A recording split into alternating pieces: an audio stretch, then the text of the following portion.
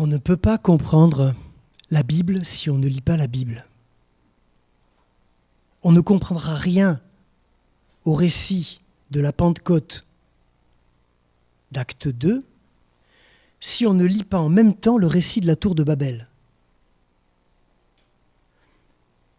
Parce qu'en isolant un texte, on peut lui faire dire ce qu'on veut, et même quelquefois n'importe quoi. Alors, que nous enseigne le récit de la tour de Babel? Il nous parle sans doute d'un temps imaginaire, un récit avec une forte charge symbolique. Il nous parle de ce temps où les hommes parlaient tous une même langue, n'avaient qu'une seule culture, un seul projet, une seule manière de comprendre le monde et de comprendre Dieu. Et Dieu s'inquiète de cette façon uniforme de penser et d'exister en tant qu'humanité. D'ailleurs, le texte ne dit pas que Dieu punit les hommes en brouillant leur langage et en les dispersant. On peut comprendre cette intervention de Dieu, au contraire, comme une grâce salutaire. Parce que Dieu, en brouillant les langues et en envoyant les hommes aux quatre coins du monde, eh bien, il les sauve d'un danger mortel, celui de l'uniformité. Il les sauve de la tentation identitaire de l'identique, de l'entre-soi. Voyez, du bon chrétien de souche, où l'on finit toujours, par s'entre-dévorer. La multiplication des langues et la dispersion au sens de diversification, offre ainsi à l'humanité la possibilité de s'ouvrir à une autre existence, une existence riche, diverse, complexe, et également aux joies de l'interprétation de l'autre qui n'est pas comme moi. Dans le plan de Dieu, l'expérience de l'altérité, et ce matin nous la vivons dans le rassemblement des langues et des cultures, c'est une grâce. Et la vie entre semblables, au sens d'identique, c'est une malédiction. Mais quand on lit le récit de Pentecôte, d'Acte 2, on a l'impression inverse. On dirait que Luc n'a pas du tout cette lecture négative de Babel, de l'unité babélienne. Il nous présente les disciples rassemblés, réunis dans une chambre haute, une pièce à l'étage, qui sont là unanimes et priantes ensemble. Un peu comme les Babéliens, en haut de leur tour, enfin à moitié construite, parlant une seule langue, restant entre eux et travaillant à un même projet. Alors, Babel, Jérusalem, même combat? Il est clair que pour Luc, ce qui se passe à Jérusalem, dans cette chambre haute, est une image positive. L'Église est rassemblée, oui, dans l'attente de Dieu. Et là, elle vit l'unité par le lien fraternel,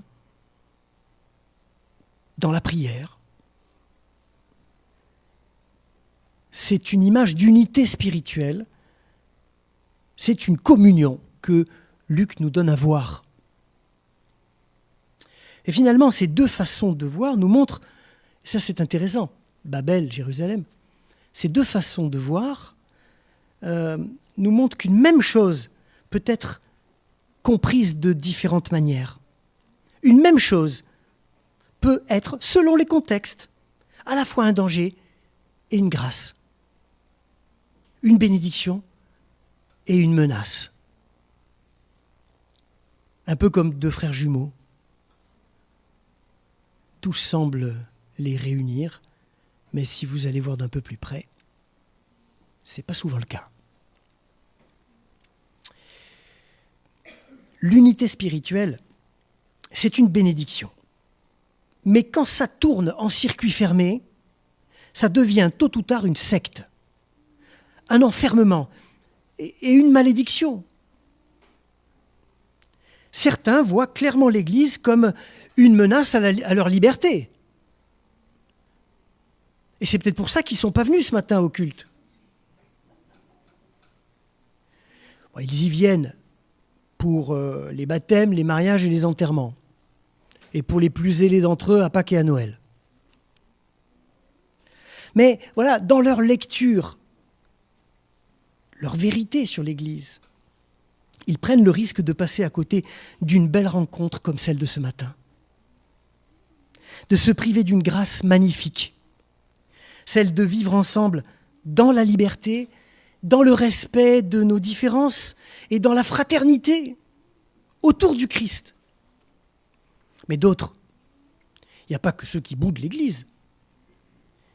Il y a ceux qui voient l'Église comme un lieu de vie. Un lieu de vie. Et l'Église, c'est leur raison d'être. Alors qu'elle n'est qu'un lieu de passage, un lieu de ressourcement, un temps dans la semaine qui nous permet d'aller puiser des forces pour repartir dans le monde, notre monde, vivre notre vie chrétienne et être des témoins. L'Église, finalement, c'est une rampe de lancement. Ce n'est pas le but de la vie chrétienne.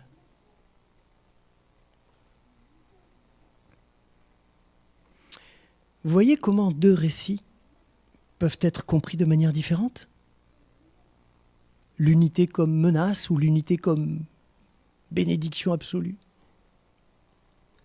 Et comment ces récits rejoignent la complexité de nos expériences de vie, personnelles et communautaires. Mais dans les deux cas, et c'est très important, à Babel comme à Jérusalem, Dieu intervient en personne pour créer du désordre, pour installer un déséquilibre dans le confort des habitudes, dans le confort des certitudes, dans la tranquillité des communautés où il fait bon vivre, où on est bien ensemble. Il vient créer du dérangement dans leurs traditions parfaitement lisses. Et la question retentit ce matin pour nous. Quelle communauté sommes-nous appelés à devenir aujourd'hui par le récit de la Pentecôte ? C'est la question. Quel sera le miracle de Dieu pour nous ce matin ? À Jérusalem, le jour de la Pentecôte, à la différence de Babel, Dieu intervient auprès de chaque individu qui se trouve là dans la chambre haute. Il n'y a pas un feu qui descend sur tout le groupe, vous l'avez remarqué, hein ? Mais chacun reçoit une langue de feu. Moïse, à Horeb, était seul quand il avait vu le feu de Dieu dans le buisson. Et parce que lui avait eu cette vision, eh bien, il a été appelé à se tenir entre le peuple et Dieu. Mais à Pentecôte, ce ne sont pas les plus intelligents, les plus anciens, les plus élus, qui reçoivent une langue de feu et une vocation, mais chacun, homme et femme, vieux, jeune, servante, homme libre, apôtre, simple disciple, tous reçoivent la langue de feu, la parole. Pentecôte, c'est cela, c'est un miracle qui renverse l'ordre établi et qui anéantit les frontières sociales et religieuses.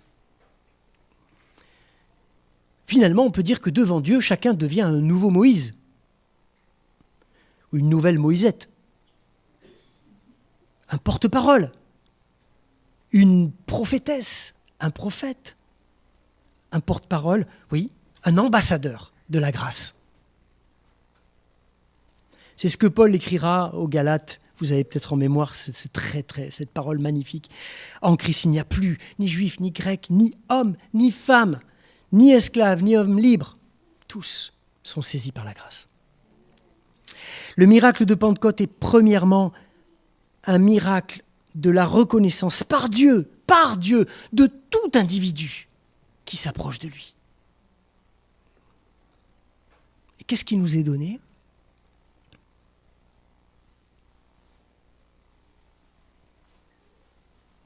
Je ne sais pas trop comment il a dessiné des langues, mais bon.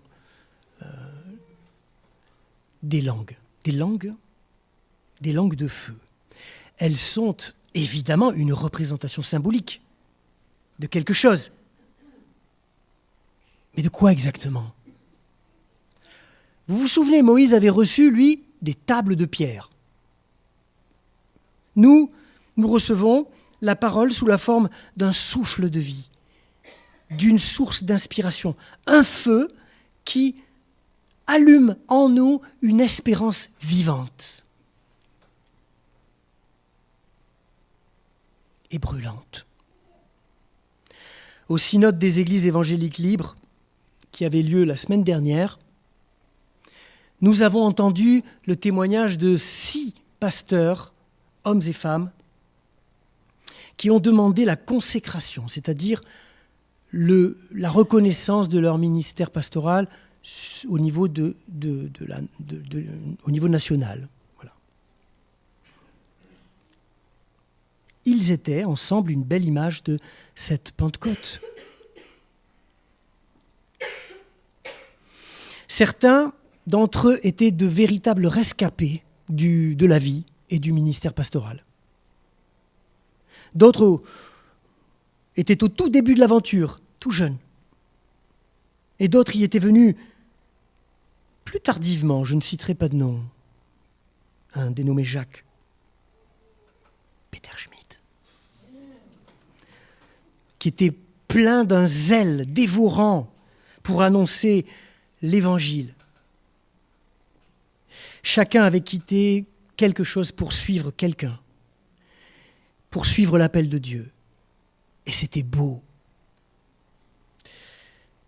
À nous qui sommes là ce matin, cette même possibilité nous est offerte pour que nous nous consacrions au Seigneur à nouveau. Cette grâce, c'est celle de quitter nos prisons intérieures pour naître de nouveau à la liberté, inspiré par la parole du Christ, plein de joie et d'espérance. Il y a la possibilité pour nous de tendre les mains à la grâce de Dieu et de recevoir de lui le souffle d'une vie que rien ne peut et ne pourra jamais éteindre. J'ai vu ces langues de feu sur mes collègues. Je les vois maintenant sur chacun de vous. Que l'Église soit rassemblée dans sa chambre haute. C'est un peu là notre chambre haute ce matin, même si on est au rez-de-chaussée. Qu'elle soit là, prête à vivre un temps de mise en commun de la foi, d'intimité, d'unité et de communion avec Dieu et ensemble, frères et sœurs de communautés différentes. Ou qu'elle soit au contraire cette Église disséminée au cœur des complexités de ce monde, parlant toutes les langues, envoyée comme compagne et témoin au plus près de la vraie vie de chacun dans ce monde. L'Église doit rester l'Église. Elle-même elle est à la fois une et diverse. Capable de confesser et aussi de rencontrer l'autre, de proclamer l'Évangile et de cheminer, quelquefois en silence, avec l'autre différent qui ne veut pas en entendre parler. Telle est l'Église de la Pentecôte. Enfin et surtout, elle est une Église porteuse d'un message merveilleux. C'est ce que je lis au verset 11. Vous devez la voir ici. Si on arrive à attraper le verset 11. Les jeunes diraient, mais enfin les jeunes de mon temps, diraient que c'est un truc énorme de Dieu, littéralement. En grec, c'est les mégaléia de Dieu. Les mégaléia de Dieu, truc énorme de Dieu. La vieille traduction d'Arby, que j'aime beaucoup, a traduit les choses magnifiques de Dieu. C'est pas le jugement terrifiant de Dieu, ni la condamnation de Dieu qui tombe à Pentecôte. Ce sont les merveilles de Dieu. Nous ne prêchons pas une vérité qui exclut, une doctrine qui enferme, une morale qui culpabilise.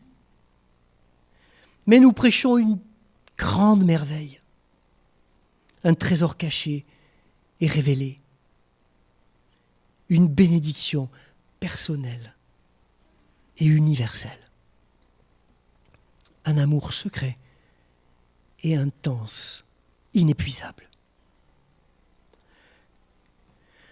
Que Pentecôte soit pour chacun et pour nous tous une fête de l'unité et de la diversité, une mégaléia, une merveille de Dieu à partager, à chanter